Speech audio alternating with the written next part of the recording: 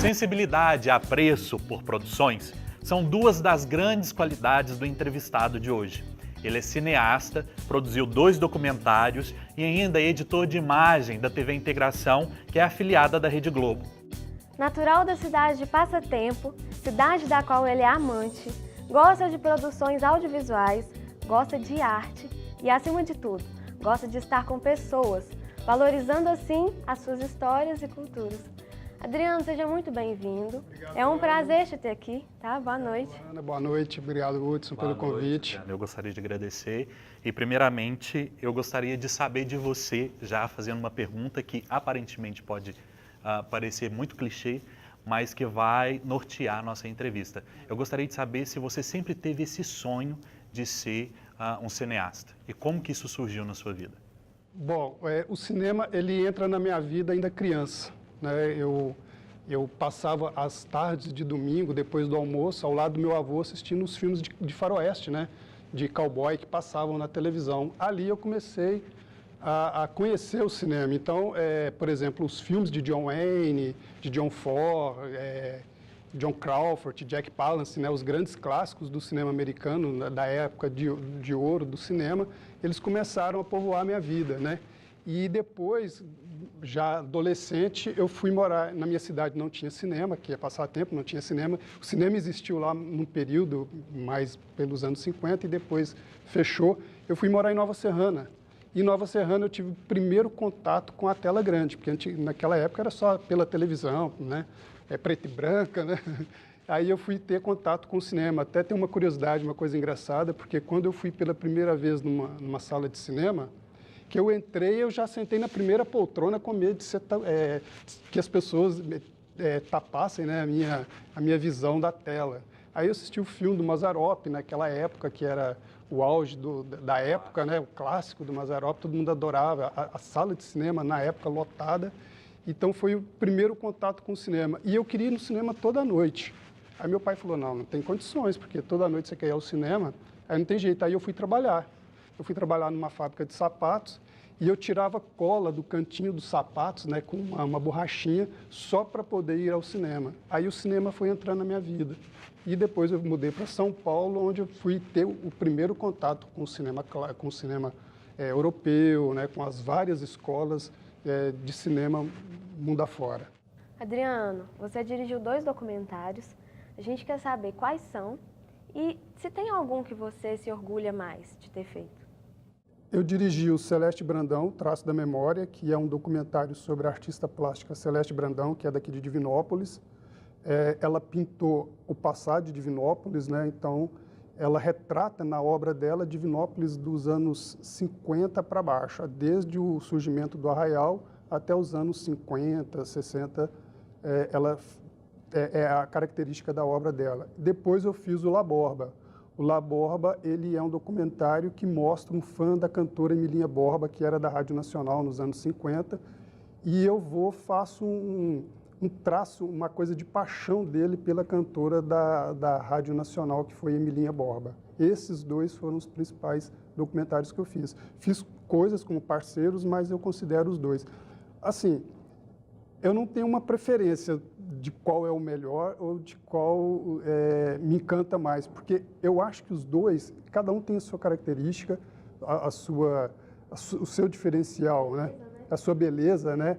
Plástica, narrativa, de linguagem, inclusive, porque foram documentários feitos sem condições técnicas apuradas, né? Então a gente não tinha equipamento e tal. Mas o que eu acho que é mais importante neles são os registros. São registros de pessoas anônimas que voltam para a cena da cidade para contar a sua história.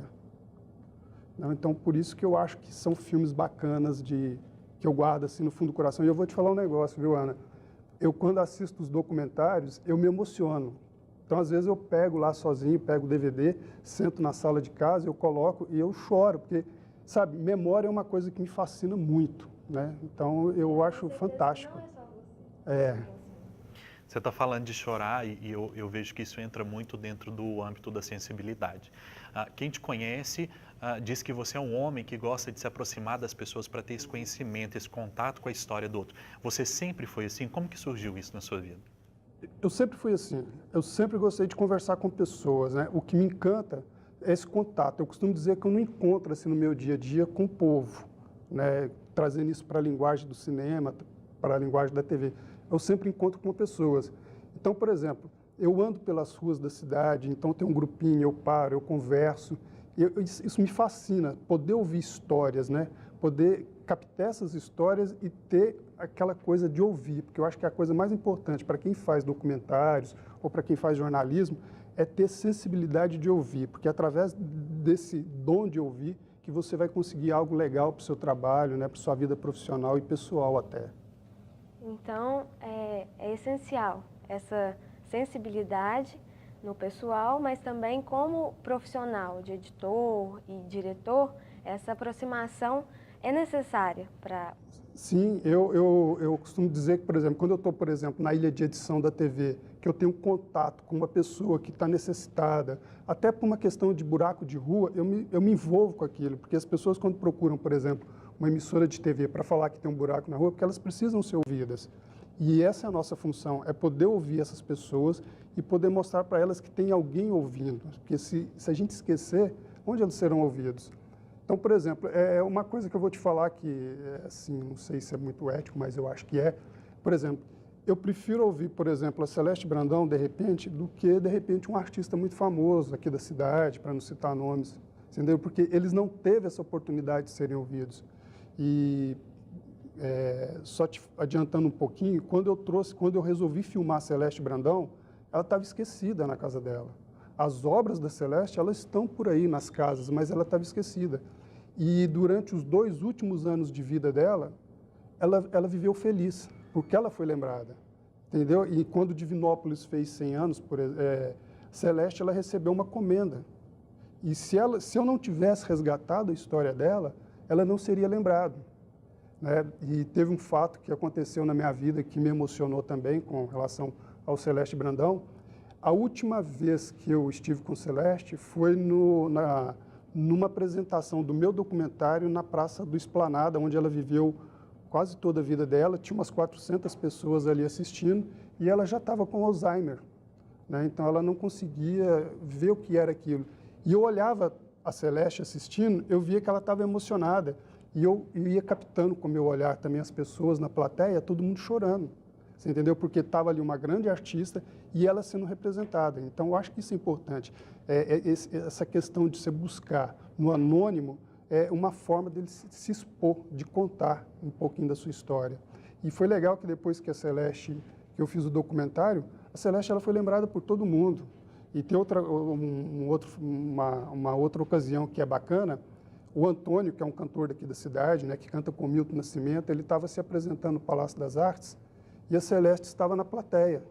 E ela ainda estava com a cabecinha boa, tudo funcionando. Aí ele falou assim, olha pessoal, tem uma pessoa aqui na plateia hoje que além de ser pintora, ela virou artista de um documentário, que é a Celeste Brandão. Fique de pé, Celeste. Aí ela ficou. Então, naquele momento, sabe, ela foi lembrada. Então, ela foi lembrada porque ela foi ouvida no passado, né? Porque eu resgatei a história dela e trouxe ela para a cena que ela pintou no passado e estava lá esquecida, dando aula de piano e tal. Inclusive, tem um quadro dela, se eu não me engano, na rodoviária de Divinópolis, exatamente, né? Você saberia me dizer se aquele quadro que está lá é um quadro, se ele é uma réplica ou se é um quadro original, pintado pela própria artista? Aquele quadro, ele é um quadro original, tanto é que o meu primeiro contato com a Celeste foi naquele quadro. Eu estava esperando um ônibus, aí eu achei, não, que quadro é aquele?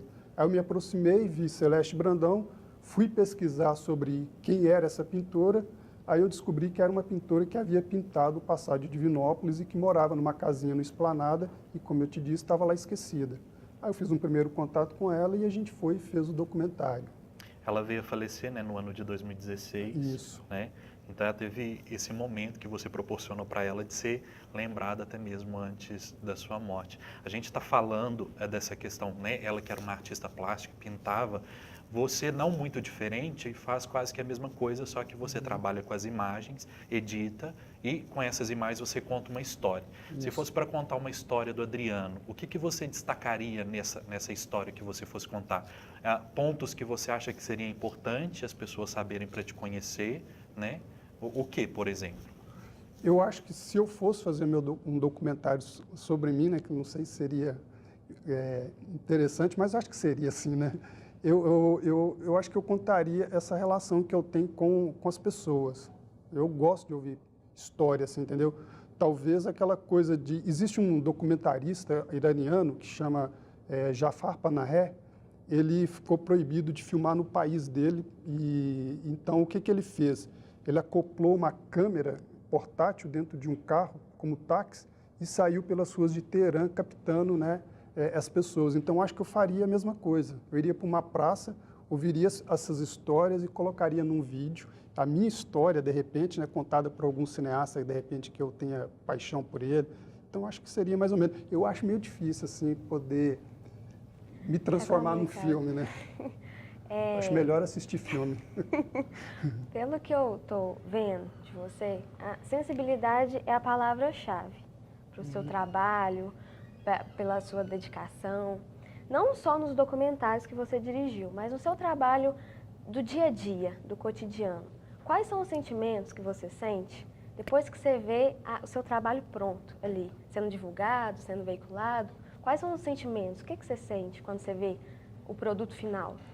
Bom, o pessoal que me conhece lá da TV, eles sabem que tudo que eu faço com amor, sabe? Com muita paixão. Desde uma matériazinha sobre buraco de rua, até uma matéria sobre arte, sobre cultura, sobre memória. Tudo isso eu tenho muita paixão. Eu gosto desse momento de ter o produto pronto e ele te dá um retorno. Então, por exemplo, eu vou te dar um exemplo legal. Um dia, uma pessoa lá de Luz queria mostrar o Congado na televisão. Aí ele fez um contato, a gente não tinha condições de ir até a Luz gravar. Aí eu cheguei para ele, olha, me manda umas imagens que eu vou pedir aqui à editora-chefe para colocar esse produto no ar. Então, graças a isso, aí que ele me mandou as imagens, que esse produto foi no ar, que eu compartilhei na página dele, as pessoas, parabéns, como é bonito ver a nossa cidade. Isso me orgulha, assim, entendeu? Isso me traz um sentimento de prazer, de satisfação, de dever cumprido. É quando o outro vê no seu trabalho algum benefício, né? Alguma coisa que trouxe esse retorno para uma comunidade inteira. Então, isso eu acho bacana. Nós vamos para um pequeno intervalo e voltamos daqui a pouquinho no segundo bloco. Não sai daí para poder acompanhar a história do Adriano Reis.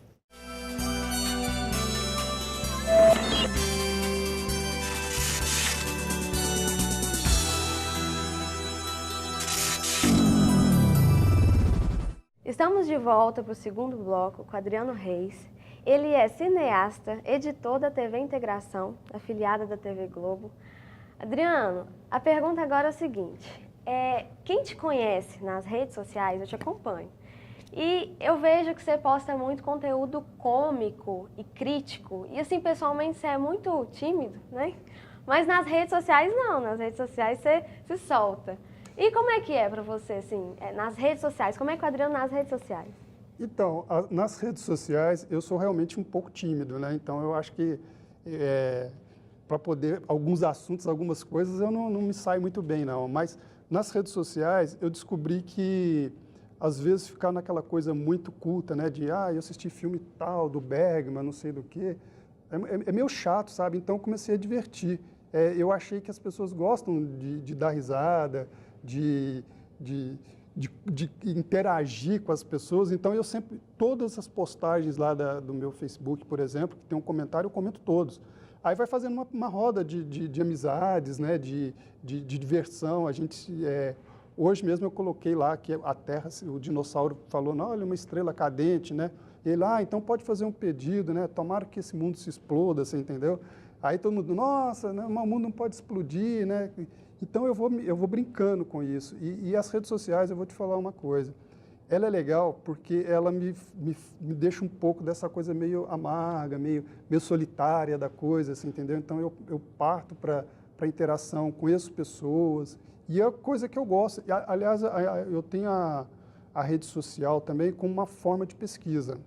Eu consigo personagens, inclusive para reportagens da TV, para meus documentários, através da internet. Pautas, né, para televisão, tudo ali, através eu posso citar uma, por exemplo, aconteceu um caso interessante há pouco tempo, que foi quando o Luciano esteve numa cidade de Minas, em Abaeté, e ele levou um cachorrinho, né, e aqui deu polêmica. Então, um amigo da internet eu fiz uma piada e ele falou assim, nossa, Adriano, aqui em Abaeté foi a mesma coisa. O Luciano, da dupla Zezé de Camargo, encontrou um cachorro, o cachorro parece que ganhou na loteria porque ele saiu de Abaeté rico e no outro dia a mulher pediu o cachorro de volta. Aí eu cheguei na televisão, comentei com a editora do G1. Falei, olha, eu vi uma coisa engraçada na rede social, quem sabe vira uma matéria. Ela foi, pesquisou e virou. Então, naquele dia, uma ideia simples da rede social foi a matéria mais visualizada no G1 em rede nacional. Então, tudo isso assim é legal, pelas redes sociais. E até uma dica, né? Rede social sempre um lugar para se achar pauta, né? Para fazer contatos. O Adriano é assim no seu dia a dia, no seu cotidiano? Ali ele compartilha nas redes sociais, eu acompanho. Hoje mesmo eu vi um vídeo lá de uma produção, né, que tinha um câmera com um cara e acabou quebrando a loja inteira. Isso. Eu dei muita risada disso. No seu dia a dia, você é assim ou você só compartilha mesmo? Eu só compartilho. No meu dia a dia. Se fosse para fazer stand-up, não ia rolar. Eu não teria coragem. Eu ando até de cabeça baixa na rua, assim, né? Tenho vergonha de tudo. Mas acho que é uma coisa também de liberdade, né? De poder divertir e tal, né? As redes sociais, eu acho. Recentemente, enquanto você acompanhava uma gravação, foi veiculado pelo MGTV essa reportagem sobre os ETs. E parece que aconteceu uma coisa bem cômica com você. Aconteceu. Eu quero que você conte pra gente. Então, eu tinha sugerido que a gente fosse até Passatempo, né, onde eu nasci, fazer uma matéria sobre extraterrestres, que os discos voadores, de acordo com a comunidade, sobrevoam lá a cidade. Eu mesmo já vi uma luz lá estranha lá. Então, a gente resolveu fazer uma gravação, a Graciele, que é a nossa repórter, falei para ele, olha, uma coisa legal durante esse contato nosso com os discos voadores, com os seres de outros planetas, é a gente poder fazer uma vigília noturna. A gente vai para um alto de serra e à noite a gente fica lá esperando um contato de terceiro grau, né? E eu estava lá afastado, servindo de iluminador para o cinegrafista. De repente, senti alguma coisa andando no pé. Eu achei que era um ET, né? Alguma coisa, saí correndo e tropecei e saí rolando. Aí a cena, eu não fiquei sabendo, depois, quando eu vi a edição final, o material estava lá, né? E virou piada, todo mundo da minha cidade, os colegas de profissão. E você até hoje não sabe o que estava andando no seu pé, não? Eu acho que, eu espero que, eu não sei, espero que seja um extraterrestre, que queria fazer um contato e se assustou com o meu tombo, né? E depois eu fiquei sem graça, porque tinha um monte de gente, aí eu falei para o Júlio, né, que é o nosso cinegrafista, ô Júlio, quer que eu repita, né? Mas era a iluminação. Ele falou, não, você vai cair de novo, né? Eu falei que era só a iluminação, né? Além dessa história, tem mais alguma que você se recorda, assim, que foi bem engraçado nesse ambiente de trabalho? Tem uma coisa que eu acho, assim, que eu gosto bastante, que me diverte muito, foi quando eu fiz um curso em São Paulo, eu fiz o curso A Formação do Cinema no Brasil. E um dos palestrantes do curso era o cineasta Anselmo Duarte. Eu era fã do Anselmo Duarte, né? E então a gente fazia uma teoria durante a semana e aos domingos a gente ia para a sala Cinemateca, onde eram exibidos filmes brasileiros, para a gente ter aquele contato com a filmografia brasileira. E o pessoal, às vezes, não gostavam de alguns filmes, por exemplo, Oscarito. Ninguém gostava de Oscarito, né? De Emilinha Borba, mas gostava de Glauber Rocha. E nesse domingo, a sessão começava muito cedo, era 9 da manhã, e até o meio-dia, passando os filmes. Aí eu fui assistir o filme do Anselmo e começou uma primeira exibição, que era Vereda das Saudades, que era um filme dele, e depois passaria o clássico dele, que é O Pagador de Promessa. Aí eu estou lá na sala de Cinemateca sozinho, não apareceu ninguém para assistir o filme, e entra um senhor.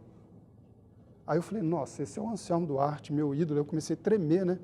Aí eu fui, sentei atrás, levantei, fiquei 2 poltronas atrás dele, e de vez em quando ele olhava, né? E ficava desconfiado, assim. Aí acabou o filme para depois começar o Pagador. Na hora que acendeu as luzes, ele olhou para mim, eu olhei e falei, senhor Anselmo? Ele, o quê? Você vai me assaltar, né?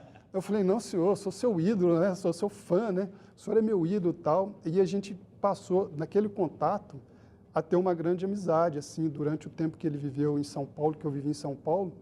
Eu fui um grande amigo dele e fui um dos poucos que teve uma foto. Infelizmente, eu perdi a foto, que eu segurando a Palma de Ouro, que é o único filme brasileiro a receber uma Palma de Ouro.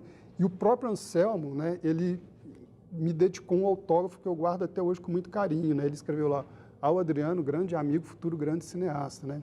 Mas eu achei legal que depois a gente assistindo o filme junto lá, né? O Pagador de Promessas, que foi para mim uma honra, porque foi uma aula, e falava toda hora, porra, ele tinha um sotaque carregado, ele, porra, meu, toda hora eu penso em você me olhando. Eu falei, ou tá me cantando ou tá me querendo me roubar, né? Eu sei que você tem um acervo de DVDs, Blu-rays, vinis. Como é que começou essa coleção sua? Então, esse colecionismo ele começou quando começaram a surgir as primeiras fitas de VHS, né, que é aquelas fitas de vídeo. Eu comecei a formar um acervo de filmes. Então, são mais de 20 anos colecionando filmes e eu tenho um acervo de mais de 4.000 filmes. É um acervo, para mim, ele tem um valor sentimental muito grande, porque desde a adolescência que eu venho colecionando. Então, tem no meu acervo filmes raros. É um quarto? Onde você coloca esse acervo? É no meu quarto, né? E lá tem rodeado emoldurado de estantes repletas de filmes Suponhamos que eu queira ir lá alugar, fazer uma locação de um desses filmes, é possível? Olha, o Adriano tem ciúmes dessas obras, do que ele guarda lá? Assim, eu posso te emprestar, que você é o Hudson, então eu te empresto, mas para qualquer um não. Mas eu não costumo emprestar não, porque, igual eu estou te falando, tem filmes que têm um valor sentimental. Tá, entre 4.000 filmes, qual que você não emprestaria de jeito nenhum? Que é uma relíquia que você tem lá? Eu tenho, por exemplo, um filme que é uma relíquia, que é o filme Limite, que é um VHS, que é um filme, que é o primeiro filme de transição do cinema mudo para o cinema sonoro brasileiro. Então, o filme ele ainda não foi lançado nem DVD e tem essa fita, que é uma fita raríssima, porque foram lançadas poucas fitas desse filme. E tem um filme lá que é um filme assim que vale uma grana, porque é aquele filme da Xuxa, que é O Amor Estranho Amor. É uma fita que ela mandou recolher e eu tenho uma fita original novíssima e então toda hora tem alguém querendo comprar essa fita. Mas tem filmes raros lá que não tem no mercado em locadoras. Hoje no mercado a estimativa para comprar essa fita seria de quanto? Há uma semana uma pessoa me dava R$ 1.200 nela. Assim, é um valor, né, mas é um valor de mercado, que não supera, né, o valor sentimental histórico da fita, até o lançamento dela em alguma mídia de home video. Adriano, vamos falar um pouquinho do La Borba. Para quem vê o La Borba e acompanha, a gente vê que é um documentário bem rico assim, de um acervo histórico, de imagens, de vídeos. Por que você tomou essa iniciativa de fazer o La Borba e como que você conseguiu essas imagens? Né? Quem vê, acompanha, né, o La Borba, vê que fala de muitos lugares de destaque da cidade de Divinópolis. Né? E eu gostaria de saber como é que você fez para produzir, tendo esse acervo. Né? Então, o La Borba ele tem uma história também interessante, porque eu trabalho lá na TV, e a minha colega Ana Teresa Arruda havia feito uma matéria sobre o La Borba, né, sobre a coleção de fotos do Ailton, e eu fui o editor da reportagem. Depois que a matéria ficou pronta, eu já estava emocionado assim, com aquela história de um cara que passou a vida toda colecionando fotos da cantora de preferência dele. Aí acabou a matéria, eu peguei o telefone do Ailton, liguei para ele e fui lá bater uma prosinha com ele. Aí propus para ele fazer o documentário. O La Borba eu tenho um carinho muito especial também, porque é um outro personagem que era anônimo. Né? Ele tinha um bar, que era uma referência cultural em Divinópolis, que é o La Borba. Né? Ele funcionou em Divinópolis por 15 anos, depois fechou as portas. E o mais legal que eu acho do La Borba é que ele também é um documentário de memória que não tem fronteiras. Quando você assiste o documentário, eu procurei contar a história do Ailton, e durante esse percurso da história do Ailton, eu vou passando por alguns patrimônios culturais de Divinópolis que não existem mais. Né? E eu acho isso importante, porque numa época que a gente está falando sobre memória, sobre patrimônios, museus que estão sendo queimados, a gente não tem referência histórica na cidade. Né? Divinópolis não tem uma tradição de preservação, e no filme a gente percebe isso. Então, por exemplo, tudo que o Ailton frequentou na adolescência dele, na juventude dele, não existe mais. Por exemplo, o Cine Popular, né? casas de show, e que ele ia assistir artistas, não existem mais. E o La Borba, ele também é um documentário que eu acho importante, porque o Ailton, ele volta para a cena também cultural da cidade, porque ali eu comecei a pesquisar, eu fui atrás além das matérias, das imagens que a gente tinha na reportagem lá da Ana, eu fui atrás de outros materiais que a gente não tinha. Por exemplo, eu descobri uma pessoa que tinha imagens da Emilinha no Sambão, em Divinópolis, percorrendo as ruas da cidade. Então, as pessoas têm contato com isso. E foi legal resgatar isso, né? Eu achei interessante porque o personagem do documentário, ele conta a história dela. A gente vê que ele tem uma caminhada de fã pela cantora e chega um momento que ele se torna amigo da cantora, Exatamente. né? E ele acompanha ela até a morte da cantora. Isso. Você era fã de Emilinha ou não? A Emilinha, eu conheci a Emilinha por causa do cinema, né? Ela era além de ser uma das principais cantoras da era do rádio, ela era a grande estrela do cinema também. E interessante que você falando sobre isso, quando eu fiz a primeira edição do La Borba, o La Borba durou 1h20. Aí eu convidei 3 amigos do Ailton para assistir o filme. E o filme era o Ailton contando a história da Emilinha. Aí quando terminou a sessão, eu vi que as pessoas deram aquela dormidinha, aquela cochilada. Eu falei assim, esse filme não ficou legal. Aí eu perguntei, pessoal, vocês gostaram? Não, a gente adorou. Não, a Emilinha é a diva, não sei o quê e tal. Eu falei assim, eles não gostaram. E eu acredito em espiritualidade. Aí um dia eu estava na minha ilha de edição, que aquele filme, ele foi editado sem recursos, né? Foi editado numa ilha sem os recursos técnicos que tem hoje. Eu estava na ilha de edição, eu senti alguma coisa diferente. Eu ouvi uma voz. Aí a voz falou assim, eu não sou a personagem. Aí eu falei, mas como assim eu não sou? E aquela voz ficava, eu não sou a personagem. Aí depois eu fui dormir, eu falei assim, engraçado. Ela não é a personagem, ela é a coadjuvante. O personagem é o Ailton. E eu estava dormindo, era tipo 3 horas da manhã, eu levantei, fui para a ilha de edição, eu refiz o documentário, que é o documentário que existe hoje de 40 minutos, que é o Ailton contando a história dele de paixão com a Emilinha. A Emilinha passa a ser coadjuvante dele. Adriano, a gente percebe que Divinópolis é uma cidade muito rica em cultura. Mas mesmo assim, tem muita gente distante desse universo cultural, desse universo artístico. Você acha que falta incentivo, talvez da cidade, talvez do estado, para que as pessoas se interessem mais pela arte, pela música, pelo cinema? Você acha que falta isso para as pessoas? Eu acho que sim, né? Divinópolis, hoje praticamente a gente não tem, por exemplo, o nosso museu está fechado, a gente não tem os principais pontos, né, de dança da cidade, como tinha o Sambão, como tinha ali o instituto lá dos franciscanos. E eu acho que falta isso, as pessoas elas vão para a praça, mas as próprias praças da cidade elas não estão tendo atrativos. Você hoje tem medo da violência, né? Por exemplo, eu vou ao cinema. Hoje é muito mais prático você ir ao cinema no shopping do que, de repente, ir ao Cine Alhambra, onde você estaciona o carro, você pode ser assaltado. Mas isso aí que eu tentei resgatar com o filme da Celeste. Quando a Celeste passeia pelos quadros delas, que eu trago isso para a cena atual, a gente vai percebendo que Divinópolis não tem tradição patrimonial cultural. Então, por exemplo, você vê no meu documentário lá, a Celeste fala, a gente gostava de fazer os footings pela 1º de junho. É claro que hoje é difícil você passear pela 1º de junho, porque está cheio de carro, né? Mas você não tem, os cinemas hoje são só cinemas de shopping. Eu sou cinéfilo e o produto que é apresentado no cinema hoje, ele é americano, você entendeu? Então a gente não tem contato, por exemplo, com o cinema brasileiro.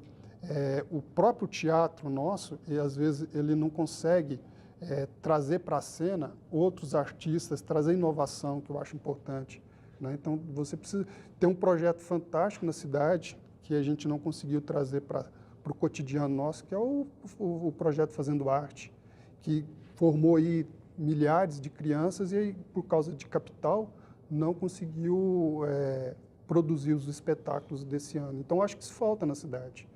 Também falta interesse de executivo, né, de administradores da cidade. Pra você ter uma ideia, ali no centro da cidade, a gente tinha um espaço que a gente tentou formar um cineclube. Então, a prefeitura emprestou para a gente um espaço, a gente exibia filmes, era um público de 40, 50 pessoas todo domingo e eles tomaram o espaço. Era um espaço gratuito.